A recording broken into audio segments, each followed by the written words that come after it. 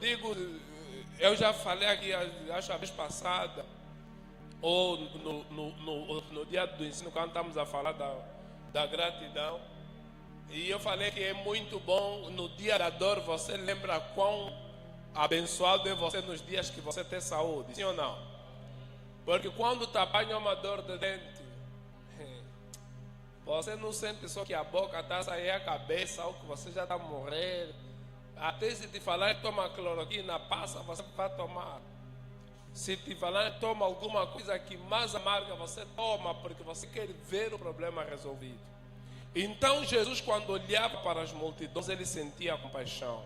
E por que ele teve grande compaixão? Versículo 36 diz que, vendo as multidões, teve grande compaixão delas, porque andavam desgarradas e errantes como ovelhas que não têm pastor.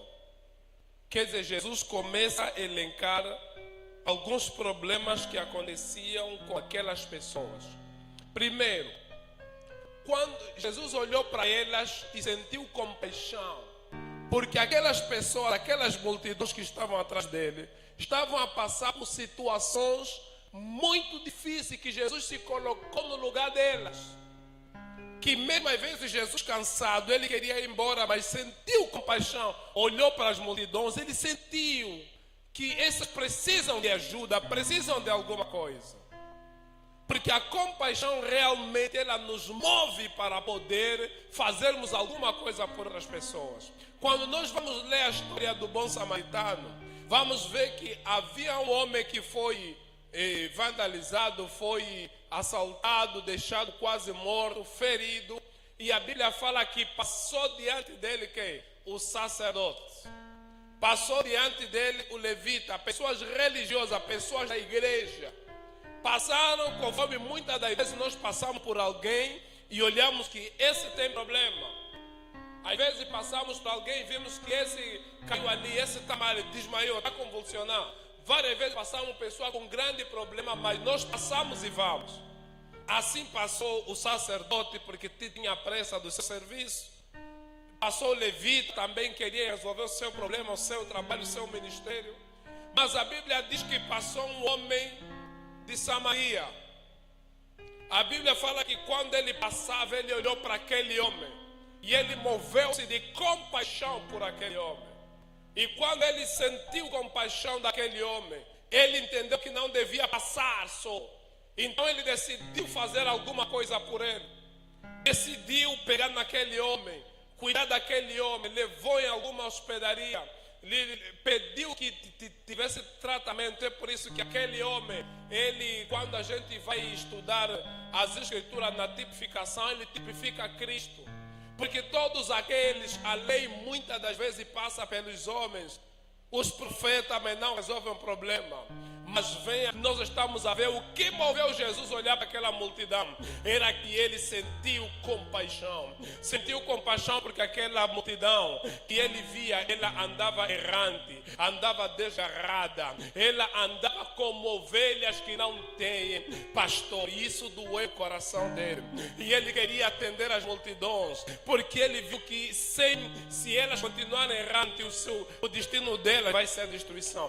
Se andarem desgarradas, o destino vai ser destruição. Se continuarem como ovelhas que não têm pastor, elas vão continuar na destruição. Então ele olhou para os discípulos. Ele olhou para os discípulos e disse assim: na verdade a seara é grande, mas poucos são os trabalhadores, os ceifeiros. Rogai para o Senhor da seara, para que mande obreiros para a sua obra. Aleluia. Essa foi a postura de Jesus. Jesus olhou para a multidão, tem que se fazer alguma coisa por eles. O seu coração não lhe permitia olhar para o problema e apenas olhar só, como nós muitas das vezes olhamos para os problemas e olhamos só. Não, Jesus, o seu coração não lhe permitiu isso. E ele foi movido pela compaixão. E o seu coração foi movido pela compaixão. E ele tomou decisões que podiam ajudar as pessoas. Irmãos, eu quero vos dizer que uma pessoa desgarrada é uma pessoa perdida. Uma pessoa desgarrada é uma pessoa solitária. é uma pessoa que anda solto, é uma pessoa que é libertino, que faz a sua vida o que quer. Uma pessoa desgarrada, é uma pessoa que não sabe o que vai fazer da vida. É uma pessoa que não sabe os limites da sua vida. E toda pessoa que vive assim, ela está em perigo. E Jesus olhou para as multidões, é assim que elas viviam, sem qualquer orientação. Uma pessoa errante, uma pessoa que anda vagabundeando, é uma pessoa vacilante, incerto, não sabe o seu lugar. Uma pessoa que não sabe o que fazer da vida. Temos muita gente lá fora. Há muita gente que dorme e acorda, não sabe o que fazer da sua vida. Experimenta tudo e tudo. E eu quero te dizer, a experiência que você faz dá para zerar, mas há experiências que já não dá. Há muitos adolescentes que têm tido experiências que estagnaram a sua vida. Há experiências que não voltam atrás. Uma vez uma criança, um adolescente experimentar a cangonha, a vida dele pode nunca mais ser a mesma. Uma vez uma mulher entregando a sua vida na prostituição, um homem, a sua vida pode nunca mais ser a mesma. Há experiências que não devem ser feitas. Mas é isso que tem sido e que tem acontecido na nossa sociedade. Há pessoas que estão vivendo só, experimenta isso, hoje é isso, amanhã é aquilo. O que está a bater experimenta. De repente começou a fazer vídeo no TikTok para ver se a vida dele melhora. Uma vez eu vi uma publicação de um rapaz que eu conheço. Ele tem aí em torno de 13 anos, 12, 13, no máximo 14 anos. Uma criança que até cresceu na igreja. E eu vi ele, fez uma publicação, primeiro é criança, já tem Facebook. Como muitos que estão aqui também têm, mesmo não tendo até nem telefone, mas tem Facebook. Ninguém sabe onde ele navega, mas tem sim. Tem vídeo, tem boas fotos, ninguém sabe onde tira as fotos, se tira com as vistas, se tira com quem mais tem. E ele publicou uma foto que me assustou. Ele publicou uma imagem dele, assim trabalhada, ele esparatando com as duas mãos, meteu alguma coisa nos olhos e com um cigarro assim na boca. Na verdade ele não estava a fumar, aquilo é uma imagem. Para um pai, para uma pessoa entendida, para um mais velho, sabe que as pessoas estão procurando insatisfações da vida. Ele pode não estar a fazer ainda, ou até ele já experimenta isso, mas nunca manifestou ao público. Mas ele está procurando alguma coisa que lhe satisfaz, que lhe aprova. Então ele está tentando encontrar uma realização. Há pessoas que estão padecendo de amor, de afeto, de carinho, de aconchego, experimentam várias coisas para tentar ver se sentem realizadas. Há pessoas que encontram consolo na bebida, encontram consolo na cangonha, encontram consolo na prostituição, no roubo, nas gangues, em assaltos. Tudo isso porque essas pessoas não sabem que encontrar da vida, eles estão a experimentar tudo. Há pessoas que estão como ovelhas que não têm pastor. Na verdade, elas sabem o seu sofrimento. Eu quero te dizer, estar sem pastor é estar sem proteção. Porque um trabalho de um pastor é prover segurança. Toda ovelha que não tem pastor, ela pode ser morta a qualquer momento por um outro animal feroz. Porque a ovelha não sabe se defender. A ovelha não sabe escolher a sua comida. A ovelha não sabe escolher a sua hora de entrar até no lugar de descanso. Quem tem que fazer isso é o pastor. Toda ovelha que anda sozinha, ela vai se entregar na mão do inimigo. Toda ovelha que anda sem o seu pastor, ela vai se entregar na desgraça, vai comer o que não devia. Ela vai se alimentar de coisas que vão lhe trazer doença. Ela vai anoitecer ao relento. Ela vai ser encontrada de noite, vai ser estuprada, vai ser morta, vai ser engolida pelos ferozes. E Jesus, quando olhava para as multidões, ele sentiu compaixão, porque ela sabia que uma cidade, uma multidão sem pastor, esses é uma questão de minutos ou de horas, eles vão sucumbir. Então o seu coração se encheu de íntima compaixão. Aleluia. Existem três coisas que a Bíblia fala. Às vezes que Jesus sentiu compaixão, tem três coisas importantes que aconteceram. Primeira coisa, Jesus ensinou. Quando ele sentiu compaixão, ele ensinou às multidões. Ele gastou tempo para lhes ensinar. Porque no ensino bíblico, estamos a falar que a palavra de Deus é alimento. Quer dizer, ele alimentou as ovelhas. Aleluia. O grande pastor, quando ele sentiu compaixão, ele ensinou. Eu quero te dizer, Deus tem preparado o ensino para a tua segurança, para te tornar robusto, para te tornar forte, para evitar que você seja uma pessoa fraca, para te proteger de ser uma pessoa qualquer, andar em qualquer caminho. Deus tem algo melhor para mim e para você. Por isso é que Ele provê uma mensagem, uma palavra de vida, que é alimento para o nosso coração. Então Ele ensinou. O ensino é alimentação, o ensino também é proteção.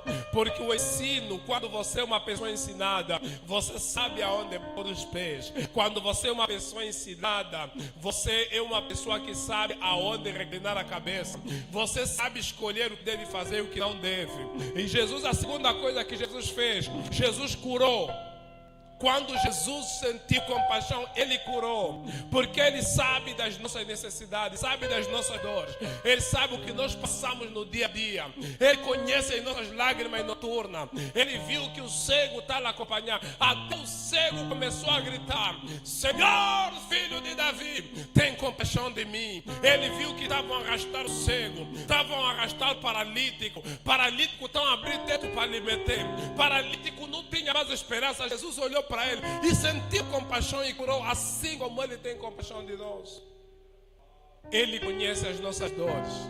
Ele conhece o nosso choro, as nossas lágrimas. Se você pensa que Deus te esqueceu, Ele não te esqueceu. Ele não esqueceu de você. Ele não esqueceu do teu filho. Ele não esqueceu do teu pai. Ele não esqueceu da tua mãe. Não esqueceu da tua irmã. Não esqueceu do teu marido. Não esqueceu da tua mulher. Não esqueceu do teu sonho. Não esqueceu de tudo aquilo que te tira o sono. Ele teve compaixão. E Ele tem compaixão até hoje. E Ele, quando tem compaixão, Ele quer fazer alguma coisa. Ele provê um ensino para você. Ele provê cura para você, para poder dar uma nova vida e uma nova esperança. Não foram as pessoas que disseram que Jesus tinha que curar. O próprio Jesus é que sentiu necessidade de curar. As pessoas não sabiam que Ele curava. Aleluia. Não sabiam que Ele curava os olhos do cego. As pessoas não sabiam que Ele levantava paralítico. Não sabia que Ele endireitava braço torto. Não sabia que Ele curava a lepra. Ele próprio é que se manifestou. Por isso é que quando João estava na cadeia, ele mandou e disse assim: não vamos lhe perguntar se é mesmo ele ou temos que esperar o outro. Sabe o que ele disse? Vede que os cegos vêm, os coxos andam, os doentes são levantados, porque ele veio exatamente para trazer essa esperança aonde não tem esperança. Aleluia. Então nosso Deus é um Deus compassivo. Ele não só sabe que sentimos dor, Ele está motivado a estar conosco na hora da dor. Ele sente exatamente as nossas dores. Ele não só sabe que sentimos dor, mas Ele tem a fórmula para resolver o problema da nossa dor. Diga amém. Jesus também chegou. Ele disse: olha, essa multidão está nos acompanhar, está aqui durante muito tempo. Os discípulos disseram: não, mestre, vamos lhe despedir para poder. Jesus disse: não faça isso, eles vão morrer.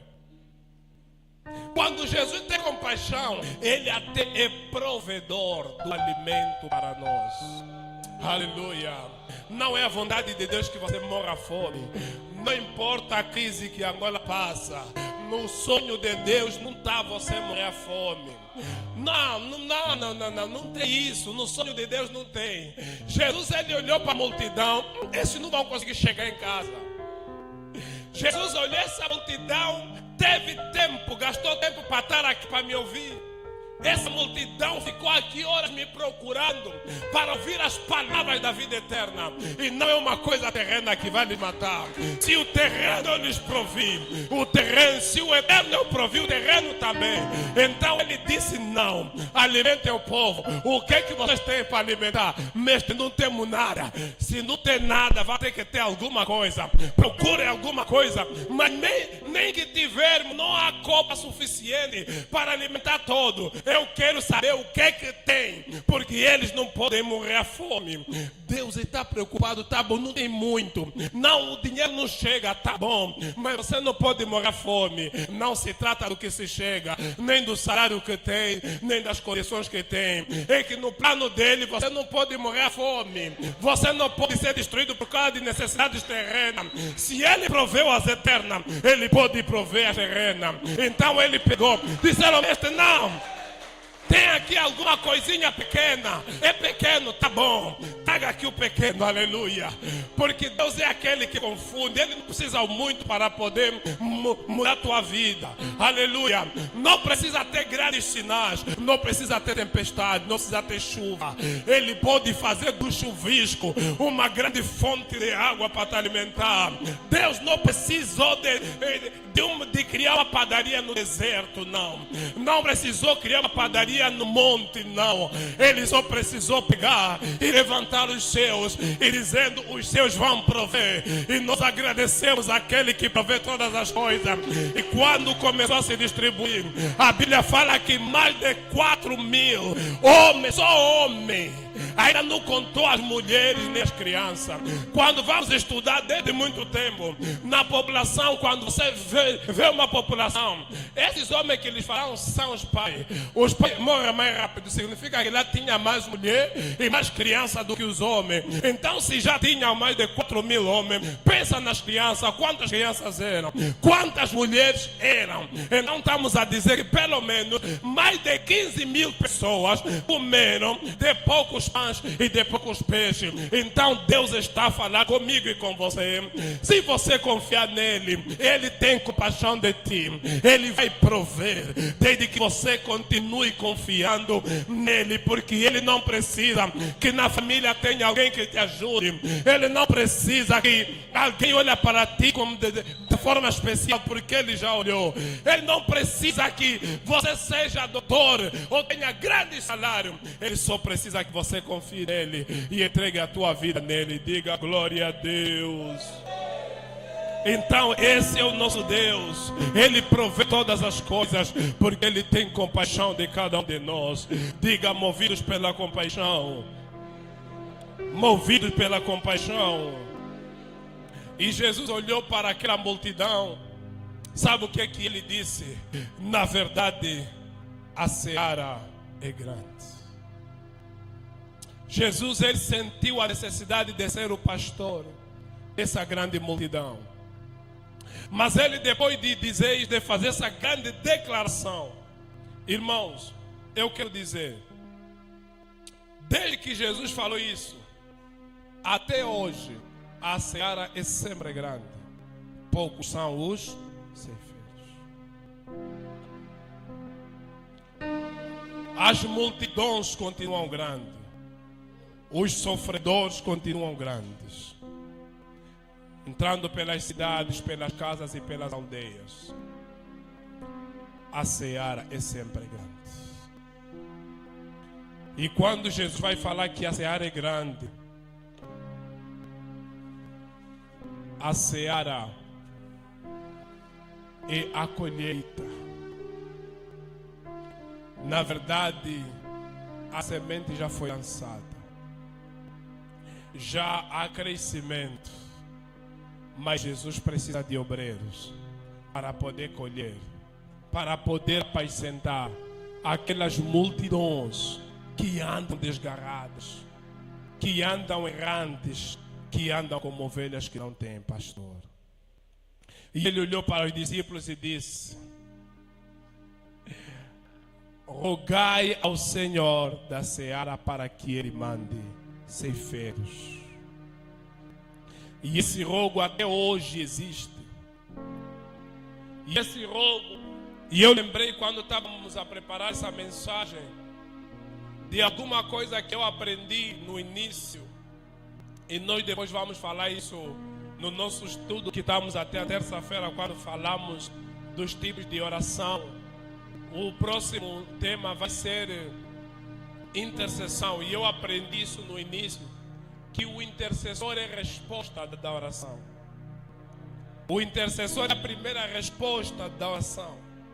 E os discípulos, Jesus lhes olhou e disse assim: olha, grande é a seara, mas poucos são os ceifeiros. E a mensagem foi que rogai ao Senhor da seara. Jesus, ele olhou para eles e disse: vocês orem. Diga ao teu irmão: ora. Jesus não lhe disse que vocês são os ceifeiros, disse: orem, rogai, peçam favor, para que Deus envie, para que Deus providencie os trabalhadores. Quando vamos ver no fim da conta quem foram os primeiros trabalhadores?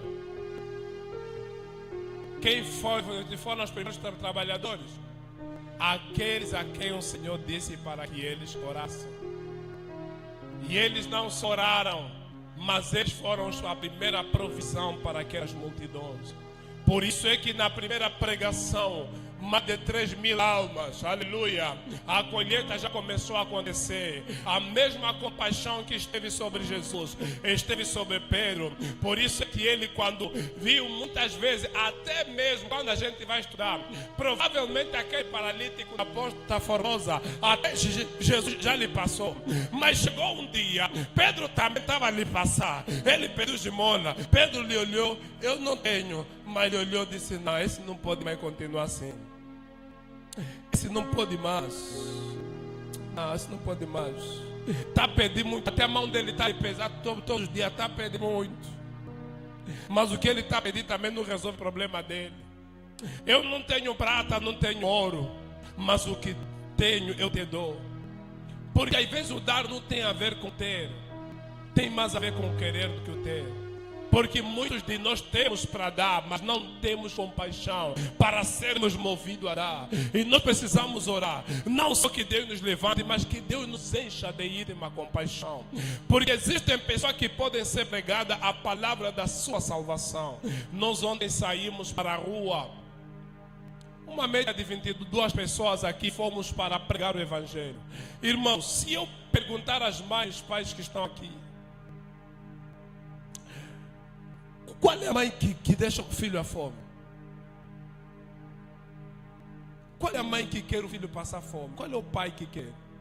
Você mesmo, você não vê o sacrifício que vossos pais fazem para poder vos alimentar. Mas eu quero dizer que existe uma provisão maior que nós precisamos compreender. Às vezes, quando olhamos para aquelas pessoas que estão perdidas na rua, o nosso coração precisa se encher de íntima compaixão. Nós precisamos entender aonde essas pessoas vão se Jesus não for o Senhor da vida deles. Existem pessoas, eu tive a conversar com o líder Chiquete, aonde alguém lhe disse: por favor, eu estive, você saíste aonde? Eu tive a precisar, vem na minha casa. Há pessoas que estão clamando, só estão a precisar daqueles ceifeiros que vão para colher, porque na verdade os campos já estão brancos, a seara é grande, mas poucos são os ceifeiros. E Deus está a precisar daqueles que possam trazer esperança.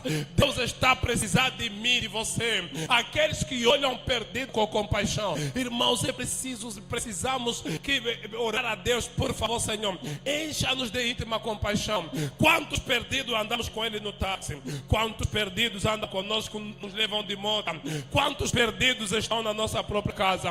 Quantos desgarrados e despastoreados estão no nosso serviço, na nossa escola, e não conseguimos falar com eles as palavras da vida eterna, para que pelo menos ele não experimente a perdição? Se Jesus nos resgatou, nós podemos fazer isso também por Ele. Então, assim como Jesus olhou para as multidões de íntima compaixão, Deus também quer que nós façamos isso. Porque assim como Ele olhou de íntima compaixão, você nunca vai fazer alguma coisa se o coração não se encher de íntima compaixão.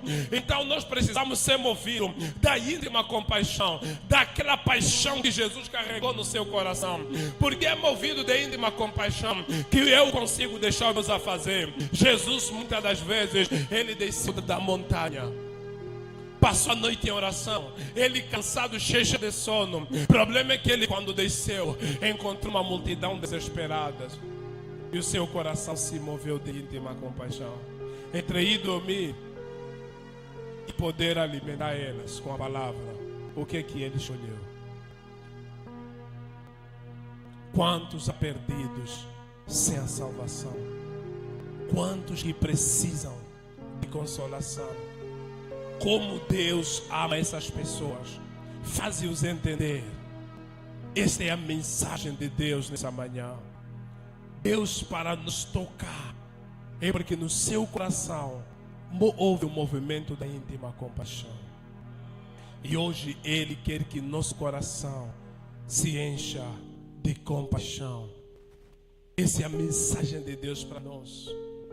Até lá em casa, o filho, a mulher, o marido, muitas das vezes nós não choramos por essas pessoas. Será que nós temos noção do quanto desgarrados estão?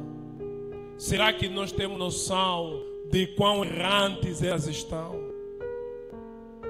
Nós precisamos olhar para Deus e falar: Senhor, me encha da mesma compaixão que olhaste para mim. O que te moveu a sair do céu, a deixar o teu lugar de glória, a vir para a terra para poder salvar-me. Assim, encha-me de íntima compaixão. Move-me da íntima compaixão. Porque Jesus disse que a seara é grande. Até hoje a seara é grande. O livro é grande. Você pode pensar que todo mundo está na igreja. Não. Nem todo mundo está na igreja nessa manhã. Há pessoas que estão na ressaca, arrependidos de ter bebido, mas quando levantarem vão beber outra vez, porque eles não sabem o que fazer. Quantas pessoas nós passamos das bombas até aqui? Quantas pessoas passamos enquanto andamos pelo livro? Quantas pessoas perdidas e nós não tiramos um minuto para poder dizer a ela como Jesus as ama? Quantas pessoas desde que cresceram, desde criança, elas estão perdidas. A única coisa que elas não sabem é se a sua vida ainda tem esperança. Você não sabe quanto. Imagina, a Bíblia fala que quando o filho pródigo ele saiu de casa e foi embora, ele levou tudo. O pai não obriga. O pai não prende, mas o seu coração move-se pelo filho que está perdido. Quando o filho decidiu que eu vou voltar para a casa do pai, a Bíblia fala que de longe o coração do pai se encheu de íntima compaixão. E o pai correu e foi abraçar aquele perdido. Se não haver compaixão, como abraçaremos aqueles que estão perdidos nas drogas, na bebida, na prostituição, na feitiçaria, na desgraça? Há pessoas que querem saber: será que eu posso voltar à casa do Pai? Será que nessa minha condição, aqueles que estão limpos da igreja podem vir sentar comigo? Podem gastar um minuto comigo? Eles, quando nos olham os santos, os filhos de Deus. Será que os filhos de Deus podem tirar um tempo de compaixão para poder dizer a elas, fazê-las entender como Jesus as ama? Jesus, o seu coração até hoje se enche de íntima compaixão, mas agora esse Jesus está em nós. A compaixão de Deus é vista através das nossas vidas. A compaixão de Deus já não é mais ver Jesus descendo do céu. A compaixão de Deus é vista em nós. Quando o nosso coração se enche de íntima compaixão, elas poderão ver Jesus de íntima compaixão sobre elas. É através das nossas vidas que os seus corações se encherão de alegria para ver que afinal temos solução e temos esperança, porque Jesus deixou a nós essa recomendação, essa missão que Ele mesmo carregou com grande zelo, e Ele quer que nós façamos a mesma coisa. Eu não sei como tem sido o teu coração. Eu não sei se você sabe disso. O pai, quando deu festa, ele não deu festa porque era desbundeiro. É porque ele encontrou motivo para dar festa. Dar festa não é só porque queremos comer. Nós precisamos saltar de alegria. Assim como a Bíblia fala que há alegria no céu quando um pecador se converte. Qual tem sido o motivo da nossa festa? Se um pecador que se converte, nós devemos dar festa. Nós devemos fazer um choro, um pranto, um óbito por uma pessoa que se perde. Quantos há perdidos ao nosso redor? E Deus tem compaixão dela, mas essa compaixão está escondida na minha e na tua vida. E nessa manhã nós estamos aqui celebrando a Jesus, aquele que tem compaixão das multidões. Ele não tem compaixão das pessoas seletivas, ele tem compaixão das multidões. Tem grandes multidões lá fora, tem grandes multidões no nosso local de trabalho, tem grandes multidões nas nossas casas, tem grandes multidões nas nossas ruas, nos lugares de lazer, tem grandes multidões. Só elas querem saber se Jesus ainda tem compaixão. Só elas ainda querem saber se Jesus ainda tem compaixão. Só elas ainda querem saber se Jesus ainda tem compaixão. E nós podemos ser movidos pela compaixão. Aleluia, Jesus. Se Jesus ainda tem compaixão. O quão cego andei e perdido vaguei, longe, longe do meu Salvador. Mas do céu ele desceu e o seu sangue verteu para salvar o mais pobre e pecador. Foi na cruz, onde um dia eu vi meu pecado castigado em Jesus. Foi ali pela fé que os meus olhos abriram. E agora eu me alegro. Foi na cruz, onde eu vi, e eis meu pecado castigado em Jesus. Foi ali pela que os meus olhos abrem.